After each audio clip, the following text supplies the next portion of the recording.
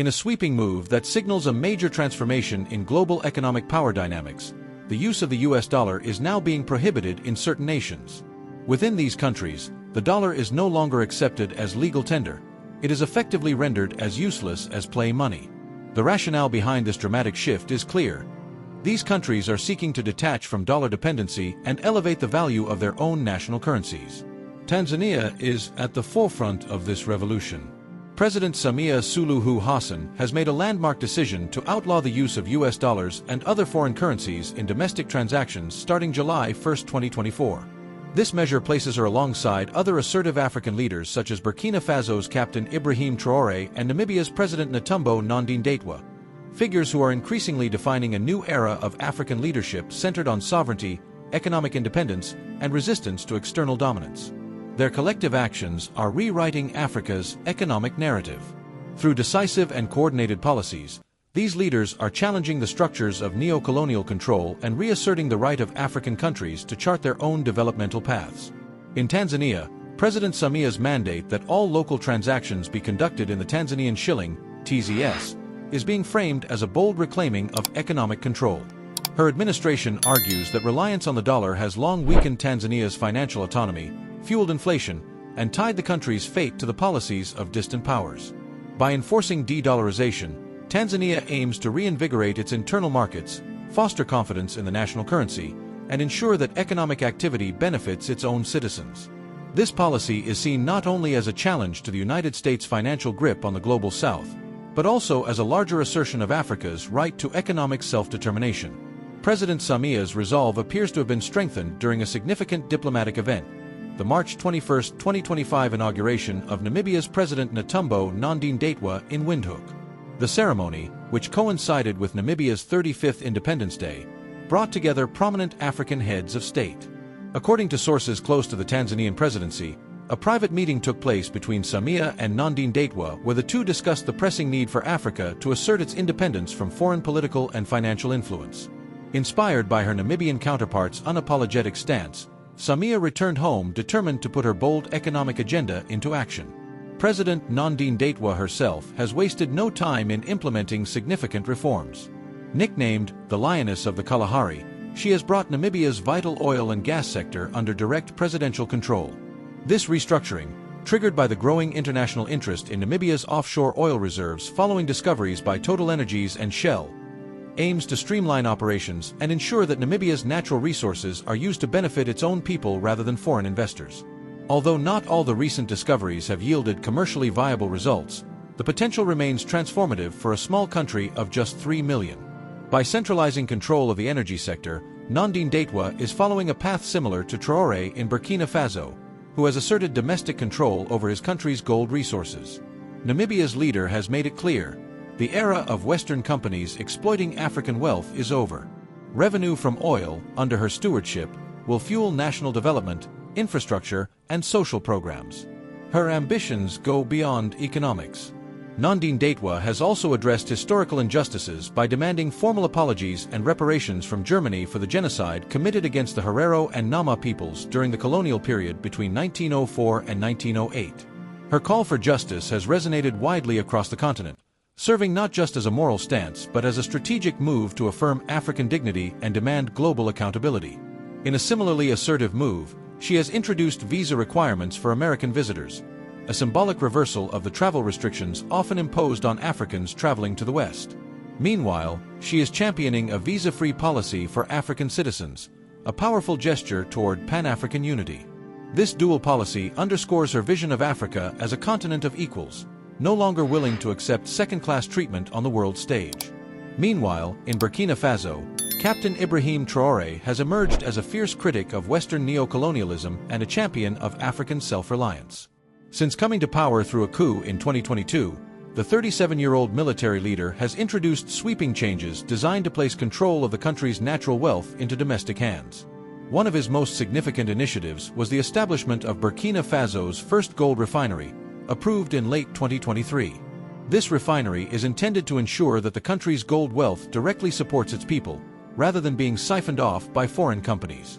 Like his counterparts in Tanzania and Namibia, Traore's policies are rooted in resource nationalism. His defiance of France, the former colonial ruler, has turned him into a folk hero among many Africans.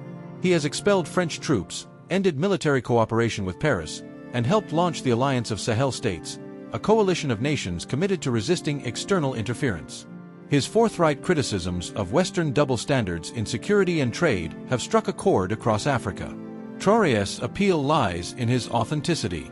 He speaks the language of everyday citizens and directly addresses the burdens of poverty, insecurity, and exploitation. His decision in May 2024 to extend his leadership mandate by 5 years, despite Western disapproval, demonstrates his commitment to reshaping Burkina Faso's future on his own terms.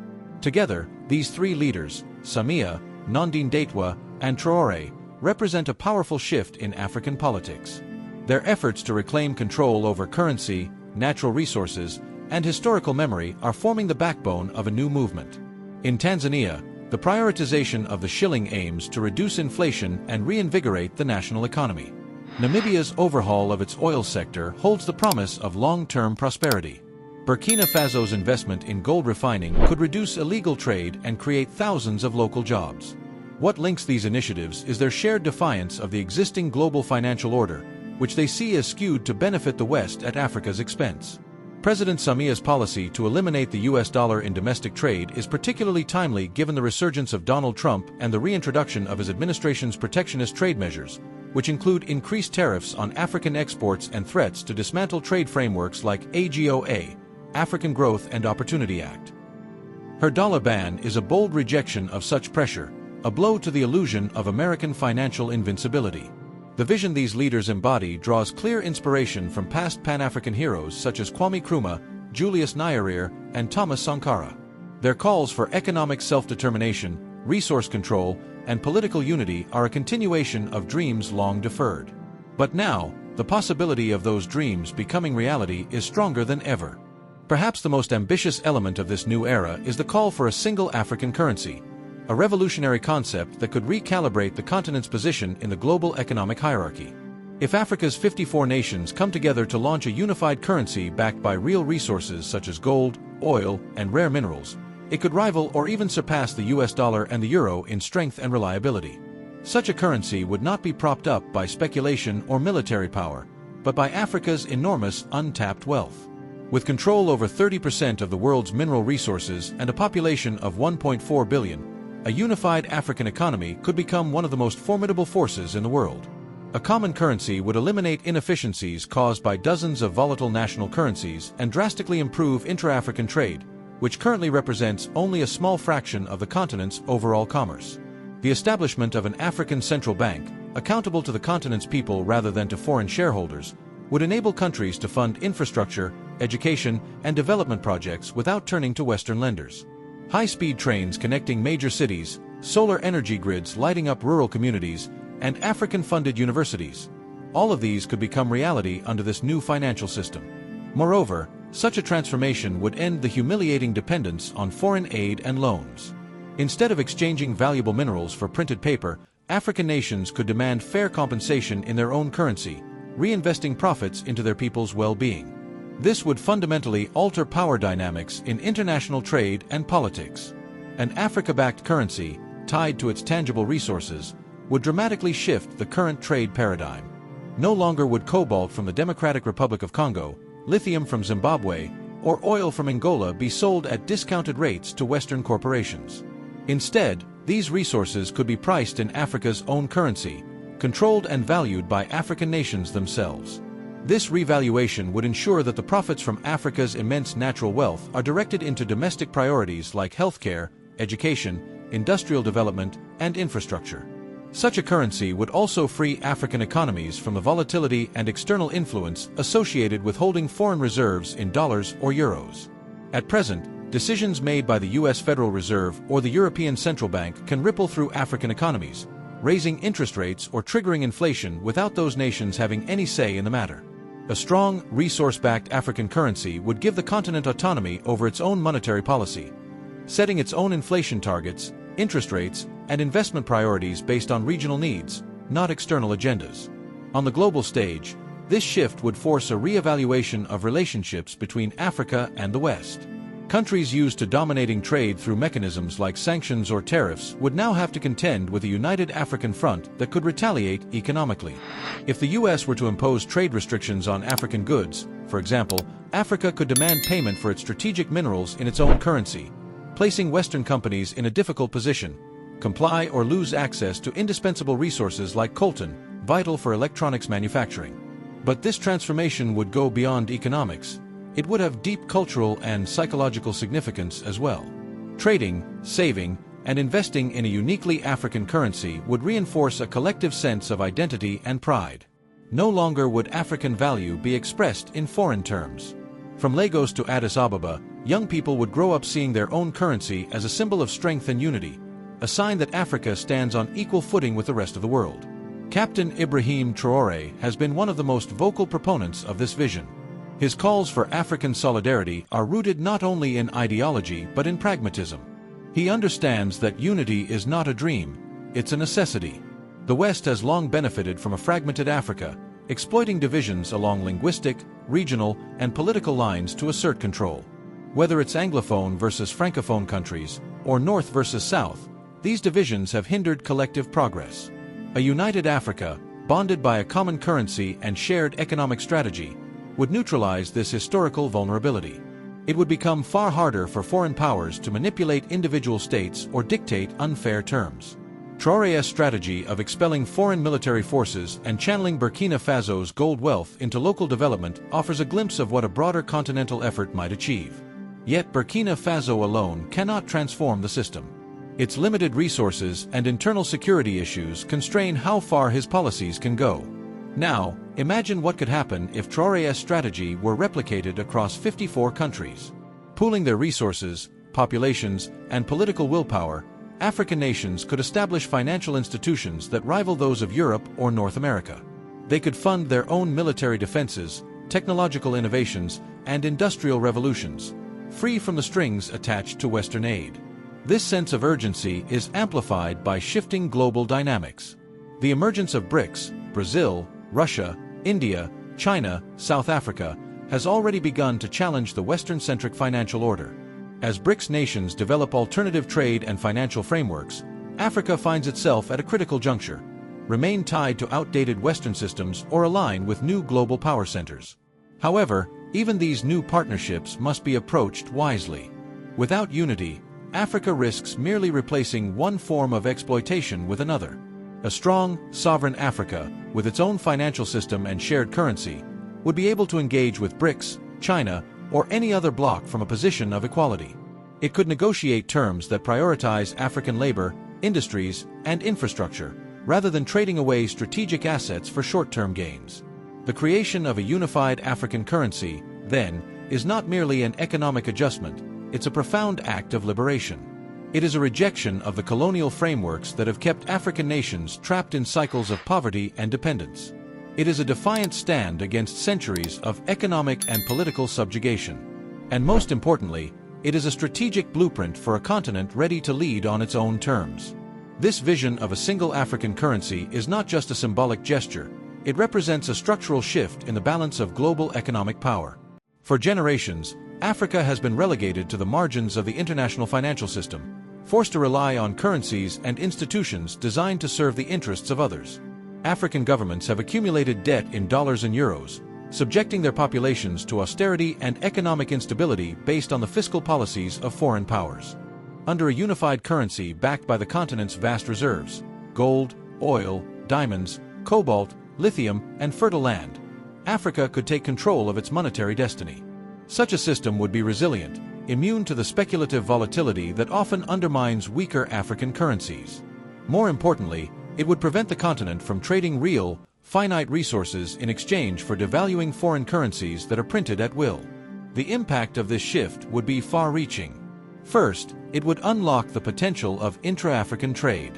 Currently, trade between African countries makes up only about 15% of total African trade, compared to 70% in the European Union. Currency fragmentation, exchange rate fluctuations, and transaction costs are major barriers. A single, stable African currency would remove these obstacles, enabling businesses to operate more freely across borders. Imagine manufacturers in Nigeria seamlessly trading with retailers in Kenya, Ethiopian farmers selling directly to markets in Ghana, tech startups in Rwanda collaborating with South African developers, all using the same currency. This would create millions of jobs, foster regional supply chains, and dramatically reduce Africa's dependence on external imports. Second, it would lay the foundation for an African central bank, an institution rooted in sovereignty and accountability to African citizens. Unlike the IMF or World Bank, which often impose harsh lending conditions and prioritize foreign investor returns, this central bank would issue credit in the African currency to fund the continent's priorities. Massive infrastructure initiatives, continental railways, cross-border energy grids, state-of-the-art universities, could be financed without crippling debt or external interference. Instead of borrowing foreign capital at high interest, African nations would reinvest their own wealth. This would catalyze inclusive development and end the humiliating cycle where African leaders must plead for aid while their nations remain rich in resources. Third, the psychological and cultural benefits would be immense. Africans would no longer measure their economic worth against external benchmarks. Children growing up across the continent, from urban Nairobi to rural Dakar, would see their currency not as a second-tier instrument but as a symbol of dignity, equality, and strength. A unified currency would instill the belief that Africa is not a peripheral player, but a global leader capable of setting its own course. This message has been echoed time and again by Captain Ibrahim Traore. His passionate advocacy for unity and self-reliance is resonating with a new generation of Africans who are disillusioned with empty promises from the West. He understands that Africa's future cannot rest on the goodwill of external actors. Instead, it must be forged through internal cohesion and vision. Traoré's leadership in Burkina Faso has already demonstrated the power of bold action. By expelling foreign troops, nationalizing gold revenues, and refusing to be swayed by international pressure, he has shown that true sovereignty is achievable. But he also knows Burkina Faso is only a piece of a much larger puzzle. The country's small population and ongoing security challenges limit what it can accomplish on its own. The transformative potential lies in scale. If his approach were embraced continent-wide, if Africa's 54 nations joined together under one financial and strategic framework, it would create a level of collective strength that no foreign power could ignore or undermine. The need for unity becomes even more urgent as geopolitical tides shift. The growing influence of China, Russia, and BRICS countries offers Africa new strategic partnerships. But these opportunities must be approached from a position of strength, not desperation. A unified Africa can ensure that these relationships serve the continent's long-term interests rather than becoming new forms of dependency. Without unity, Africa risks repeating the mistakes of the past, merely swapping Western dominance for Eastern control. That is why a unified currency is more than economics. It is Africa's declaration of independence. It is a rejection of colonial borders and financial systems that were never designed to serve Africans. It is a call to reclaim ownership of the continent's future. This idea, once seen as utopian, is now becoming a necessity. The leaders who champion it, President Samia Suluhu Hassan, President Netumbo Nandi-Ndaitwah, and Captain Ibrahim Traore, are not just reformers, they are architects of a new African order. Their policies, while varied in form, are unified in intent: to dismantle the structures of exploitation and create systems where African wealth stays in African hands. Their collaboration, informal or otherwise, is shaping a vision that extends far beyond national borders. As their countries implement bold policies like de-dollarization, natural resource reclamation, and historic reparations, they are challenging long-held assumptions about Africa's place in the world. Behind closed doors, it is rumored that a pivotal moment took place during the inauguration of President Nandi-Ndaitwah in Windhoek, a private conversation between her and President Samia Suluhu Hassan. While not officially confirmed, close sources suggest the two leaders discussed a coordinated strategy to liberate African economies from the grip of Western control. This informal alliance, if true, could be the spark that ignites a continent-wide awakening. Their shared vision is beginning to resonate across borders. From Tanzania to Namibia to Burkina Faso, these leaders are issuing not just policies but declarations of intent to restructure the continent's destiny. Their decisions to ban the US dollar, reclaim natural resources, and challenge historical injustices are more than acts of governance. They are political statements, revolutionary signals to the rest of the continent that Africa no longer has to play by someone else's rules. However, this defiance will not come without consequences. Western powers, increasingly unsettled by the erosion of their influence, are likely to respond with forceful resistance. Whether through economic sanctions, negative media campaigns, or covert efforts to destabilize these regimes, the backlash could be swift and unrelenting. Captain Traore has already survived multiple coup attempts, a sobering reminder of the risks that accompany rebellion against entrenched systems. Still, these leaders are undeterred. Their vision is not based on short-term political survival, but on long-term transformation. They are laying the groundwork for a new Africa, one that is economically independent, politically united, and globally respected. Samia's currency reform, Nandine Daitwa's resource nationalism, and Traoré's sovereignty drive are not isolated developments. Together, they form the early framework of an African renaissance. This is a movement that goes beyond politics. It is an ideological shift rooted in the belief that the continent's destiny must lie in the hands of its own people. As the foundations of this new vision solidify, the call is going out to all corners of the continent. This is not a time for spectatorship, but for participation. The era of deference and dependence is ending. Africa stands at a threshold. It can either remain beholden to systems built to exploit it or rise to build institutions of its own. In her inaugural address, President Nandine Daitwa captured this moment with clarity and purpose. The time has come, she said, to complete the unfinished task of economic and social transformation. President Samia and Captain Traore mirror that resolve. Their leadership is not just about reform, it is about liberation. They are lighting the path toward a future in which Africa's vast resources, intellectual capital, and cultural heritage are mobilized for its own development. The revolution they have begun is not over. It has only just started. Africa is no stranger to struggle. From centuries of colonial domination to decades of economic exploitation, the continent has borne the weight of injustice with a resilience unmatched anywhere in the world. But today, a new chapter is being written, not by foreign powers, but by bold African leaders determined to reclaim what was always ours: our land, our wealth, our dignity. President Samia Suluhu Hassan, President Netumbo Nandine Daitwa, and Captain Ibrahim Traore are not just steering their nations, they are redefining Africa's future. They are standing against giants, shaking the very foundations of global financial empires, and declaring with unwavering conviction, Africa will no longer beg for respect, it will command it. This movement isn't about politics, it's about generations yet unborn. It's about the little girl in Dar es Salaam who dreams of owning a business, the boy in Ouagadougou who wants to become an engineer, and the young graduate in Windhoek who refuses to leave his country in search of a better life abroad. It's about giving our people the future they deserve, on our soil, in our languages, using a currency that belongs to us.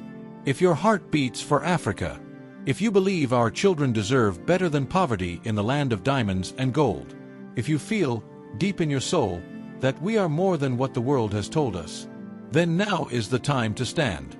This is more than just a video. This is a movement. A call to every African and every ally across the globe who believes in justice, freedom, and the unstoppable rise of a sovereign Africa. Subscribe to the channel to stay informed. Like this video to show you stand with Africa's awakening. Share it far and wide. Let the world hear our roar. We are no longer waiting for permission. We are claiming our power. We are building a future where Africa speaks for itself, trades with itself, and thrives by itself. The revolution has begun.